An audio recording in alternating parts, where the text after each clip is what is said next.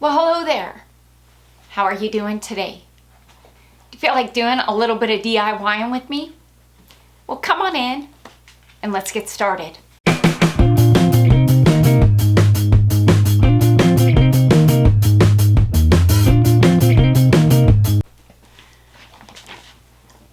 It's Winnie. Hey, if you're gonna come up here, you have to say hi to everybody. Winnie, say hi, everybody. Oh yeah, big yawn. Oh, Willow, come on.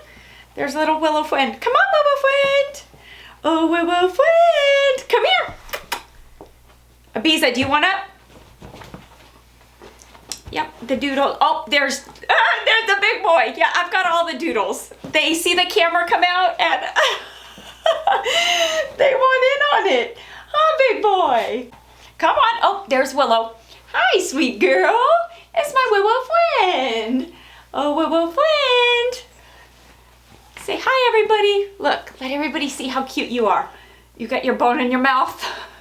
So what do I have going on for you for today? Today, I am bringing to you 4 creative DIYs using random items. I think that these are fun, easy DIYs, and I think they're ones you're gonna get a kick out of. So I'm gonna quit my gabbing. Let's jump into it, and let me show you what I've got in store for you for today. I'm gonna start off with this wrought iron candle holder. It looks to be double-sided. Now, I don't really wanna use it for its intended use. I wanted to think outside of the box on this one. So I was hoping I could remove one of the ends without completely damaging this candle holder. And as I was doing it, it felt like it was loosening up and I could get it off, but I just wasn't sure what I was gonna be left with once I removed it. And okay, this is totally workable. It's a little bit on the rough side, so it's not anything that a little bit of sandpaper on some metal won't fix. I'd like to say thank you to Quince for sponsoring today's video. If you've been with me for a while, you know over the last year or so, I've been spending a bit more time in my kitchen. And in that time, I've really been trying to invest in pieces that are gonna be long lasting, not pieces that I'm gonna have to replace in, say, a year or so. So I picked up their stainless steel pots and pans and some bakeware to go with it, and I've been using them nonstop ever since. What I love is how solid they feel. They're heavy, they're balanced, and they're really well made. I use them pretty much daily now, especially for simple meals like, this breakfast bake, where I want even heat and easy cleanup. Quince works directly with top-tier manufacturers and cuts out that middleman, so you're getting really high quality without the luxury markups, which honestly matters when you're cooking every day. They also focus on ethical manufacturing and premium materials, which was important to me when I was choosing pieces that I wanted for my kitchen. If you're looking for pieces that really feel timeless and hold up, I really recommend you checking them out. Quince offers a 365-day free returns, so you can try everything at home risk-free. You can scan the QR code on the screen, or you can use the link in the description box to shop Quince. Thank you again, Quince, for sponsoring today's video. I am feeling inspired already with this DIY. I'm gonna need this galvanized pot, and on the bottom, well, it needs a hole. So I'm gonna drill one.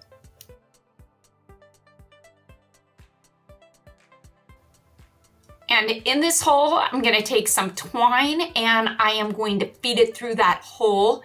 Now remember, the twist to this month's challenge is adding burlap or twine to not one DIY, not 2 DIYs, but every DIY that you do using the items in your mystery box. So I'm gonna go ahead and tie off the twine here at the top, because what am I making? Oh my goodness, wait for it. String is needed, so you're probably already guessing what I'm gonna do with it, and it is gonna be so stinking cute. I can hardly stand it. Yep, there is my twine.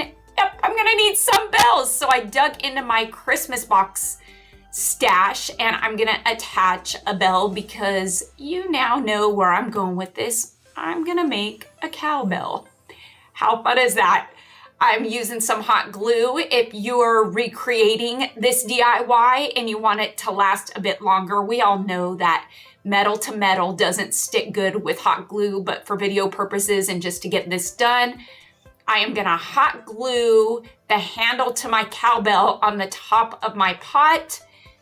And there is also the other challenge item of using dirt. And so Jen did send me some dirt. So taking some Mod Podge, I'm going to just kind of place some Mod Podge here on the bottom edge of my pot or cowbell.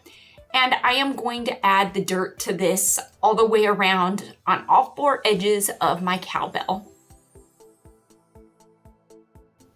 I turned to my Cricut for a little bit of help and cut out some vinyl silhouettes of some cows. It's a cowbell, so it needs silhouettes of cows that I'm gonna add just above the dirt. Oh my goodness, I gotta tell you, I love this so far. It is so stinking cute. I'm super excited with how it's turning out using the candle holder and the pot, and just even adding the dirt kind of gives it that rustic feel that I was really, well, the rustic farmhouse feel that I was really going for. And that really is my aim for all these DIYs, is to really incorporate everything farmhouse. And so there we have it. I did that on all four sides, but I felt like the twine holding the bell wasn't enough twine incorporated into this DIY. And if you know me and you follow along with my DIYs in the past, you know that I always love to incorporate a good twine bow. I'm kind of really liking this. Let's go take a better look at it.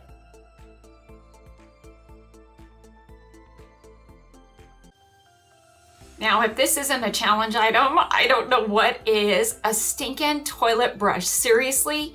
Yeah, then I saw that the handle detaches and I thought, okay, bingo.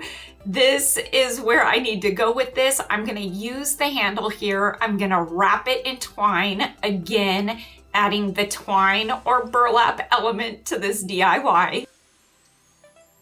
I'm thinking this wood plaque here is gonna do what I need it to do. I dug it out of my stash and it needs a hole in the center there for what I'm gonna use it for. I think adding some burlap to this plaque is going to give it that rustic farmhouse feel that I'm looking for. So taking some of my Mod Podge, and yeah, that is dirt inside of it, and I am slapping it on. Ask me why I'm doing it this way. I'm sure the execution could be a lot better. No, I know it can be.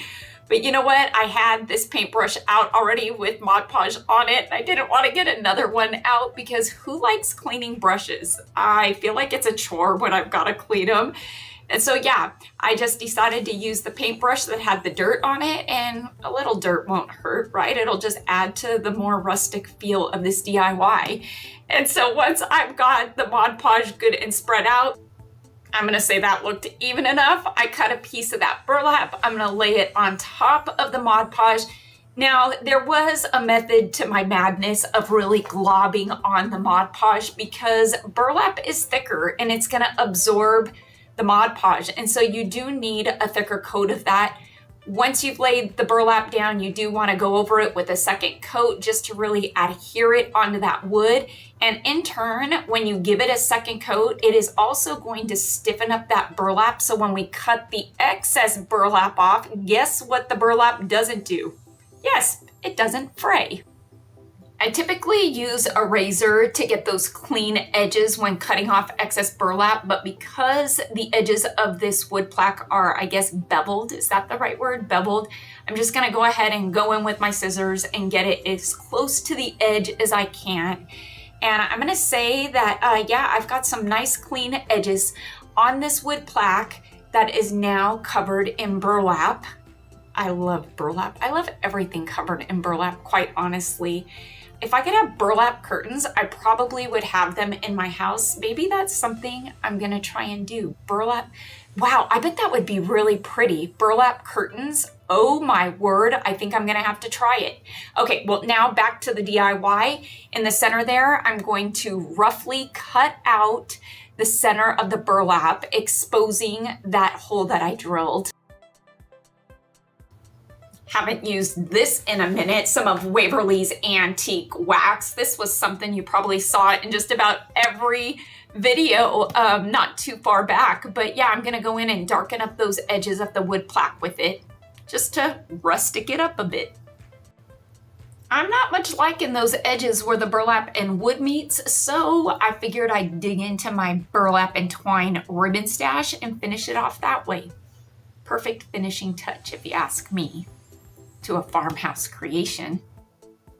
If you are recreating this DIY, you'll probably want to use something better than hot glue for this part, maybe a better glue that's going to be more sturdy, and you're probably not going to use the handle of a toilet brush. You're probably going to use dowel, but nonetheless, since I had a toilet brush handle to use, that's what I used. It's going to get the job done, because why not? Because we can. And that's what we do here. And what have we just made out of this toilet brush handle? A toilet paper holder, a rustic farmhouse toilet paper holder. Let's go take a look. Alrighty, so jumping on into it, I think we'll start off with this here wood acrylic frame sign holder. It's got a film on it, so I am going to go ahead and remove this film.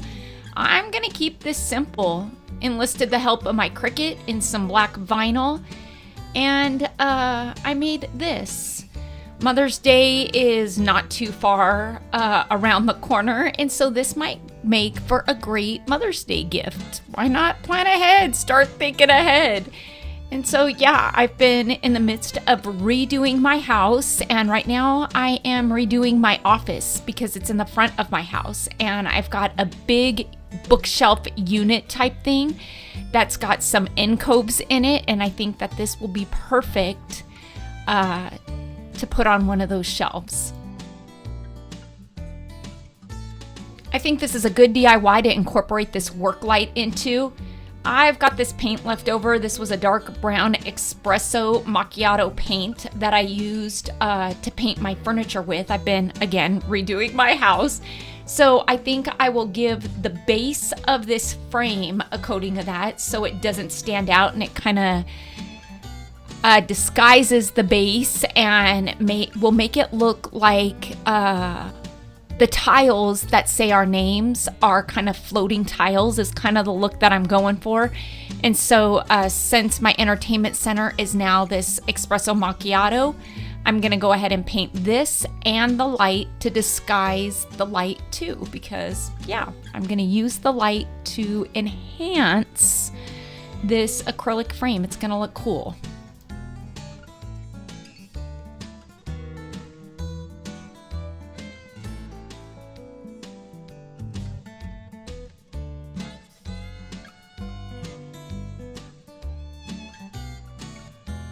I thought I'd start off with the bib. Now, I knew pretty quickly on what I wanted to do with this bib. It is double layered, so it gave me a great idea. Dug into my fabric stash, tried to find a fabric that was spring-esque. I feel like this one is gonna work. Now with this fabric, I wanted to put some bonding on the back of it. So I ironed it, put some bonding on the back of it, and you can see here that I did just that. I'm gonna enlist the help of my Cricut for this.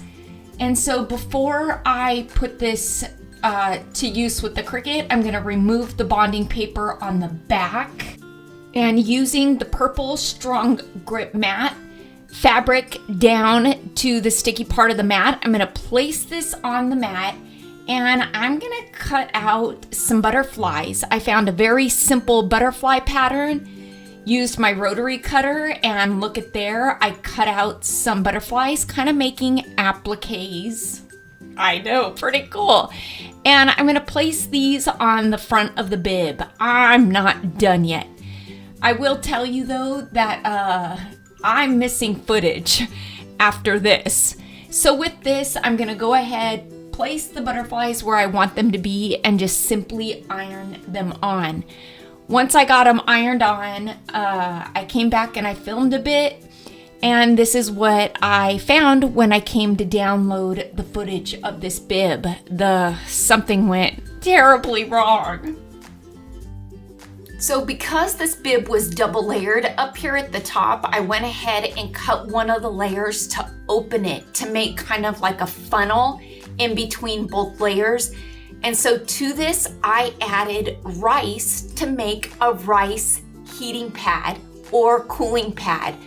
It's one of my favorite means of using a heating pad is using my rice ones. And so I thought that this was perfect for it. Rice heating pads, you just stick them in the microwave for a minute or two. They get good and warmed up. Went ahead and closed it up so the rice wouldn't come out. But how cool is that? You can use a bib and make yourself a rice heating pad, and it's gonna work amazing. Let's go take a look.